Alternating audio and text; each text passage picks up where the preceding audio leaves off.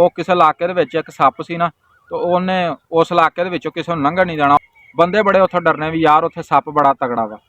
ਉੱਥੇ ਇੱਕ ਦਰਵੇਸ਼ ਦਾ ਗੁਜ਼ਰ ਹੋਇਆ ਤੇ ਸਾਰੇ ਬਸਤੀ ਵਾਲਿਆਂ ਨੇ ਕਿਹਾ ਕਿ ਬਜ਼ੁਰਗੋ ਦੁਆ ਕਰੋ ਇਹ ਸੱਪ ਇਸ ਇਲਾਕੇ ਨੂੰ ਛੱਡ ਜਾਵੇ, ਇਹ ਸਾਨੂੰ ਇੱਥੇ ਇਸ ਰਾਹ ਥਾਂ ਦੀ ਲੰਘਣ ਨਹੀਂ ਦਿੰਦਾ।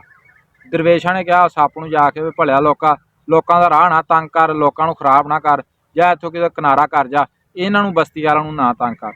ਉਹ ਸੱਪ ਨੇ ਕੀਤਾ, ਉਹ ਬਜ਼ੁਰਗਾਂ ਦੀ ਗੱਲ ਮੰਨੀ, ਸਾਈਡ ਤੇ ਹੋ ਕੇ ਬਹਿ ਗਿਆ ਹੈ।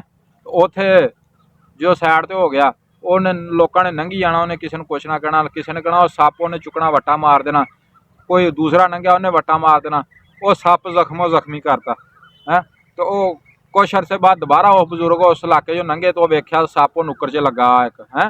ਤੇ ਜਦੋਂ ਉਹਨਾਂ ਨੇ ਵੇਖਿਆ ਉੱਥੇ ਨੁੱਕਰ 'ਚ ਲੱਗਾ, ਉਹਨਾਂ ਨੇ ਕਿਹਾ ਕੀ ਹੋਇਆ ਤੈਨੂੰ? ਸੱਪ ਨੇ ਕਿਹਾ ਬਜ਼ੁਰਗੋ ਮੈਂ ਤੁਹਾਡੀ ਗੱਲ ਮੰਨੀ ਸੀ, ਕਿਸੇ ਨੂੰ ਡੰਗਣ ਦਾ ਤੁਸੀਂ ਕਿਹਾ ਵੀ ਡੰਗਣਾ ਨਹੀਂ, ਕਿਸੇ ਨੂੰ ਫੂਫਾ ਨਹੀਂ ਵਿਖਾਉਣੀ, ਮੈਂ ਨੀਵੀਂ ਪਾ ਕੇ ਬਹਿ ਗਿਆ, ਲੋਕ ਆ ਵੇਖ ਲਓ ਮੇਰੇ ਉੱਤੋਂ ਲੰਘਣਾ ਸ਼ੁਰੂ ਹੋ ਗਏ ਤੇ ਲੋਕ ਵੱਟੇ ਮਾਰਦੇ। ਦਰਵੇਸ਼ਾਂ ਨੇ ਫਿਰ ਉਹਨੂੰ ਵੀ ਇਹ ਗੱਲ ਕੀਤੀ, ਉਹਨਾਂ ਨੇ ਕਿਹਾ ਵੀ ਆਪਣੀ ਆਕੜ ਰੱਖ, ਬਾਕੀ ਡੰਗੀ ਕਿਸੇ ਨੂੰ ਨਾ। ਤੇ ਦੋਸਤੋ ਗੱਲ ਸੁਣਾਉਣ ਦਾ ਮੇਰਾ ਇਹੀ ਮਤਲਬ ਆ ਕਿ ਬੰਦੇ ਇੱਥੇ ਸ਼ਰੀਫ ਹੋ ਜਾਣ ਤਾਂ ਵੀ ਨਹੀਂ ਦੁਨੀਆ ਜੀਣ ਦਿੰਦੀ, ਜੇ ਬਦਮਾਸ਼ ਬਣ ਜਾਈਏ ਤਾਂ ਵੀ ਨਹੀਂ ਜੀਣ ਦਿੰਦੀ। ਜਿਹੜਾ ਆਪਣੇ ਆਪ ਨੂੰ ਐ ਆਕੜ ਕੇ ਖਲੋ ਜਾਂਦਾ ਉਹਦੀ ਬੱਲੇ ਬੱਲੇ ਹੋ ਜਾਂਦੀ, ਜਿਹੜਾ ਮੇਰੇ ਵਾਂਗੂ ਨੀਵਾਂ ਹੋ ਜਾਂਦਾ ਉਹਨੂੰ ਕਹਿੰਦੇ ਯਾਰ ਇਹਦੇ ਪੱਲੇ ਕੋਈ ਸ਼ੈ ਨਹੀਂ, ਇਹ ਫੁੱਦੂ ਆ।